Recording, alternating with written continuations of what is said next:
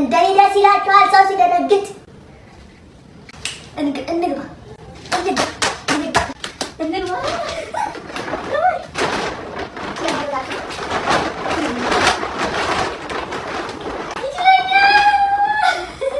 አስባችሁ ታገረ ሙቃኔ ወይኔ ገፋው እኮ ኢየሱስ ክርስቶስ ይሰል ማለት ነው።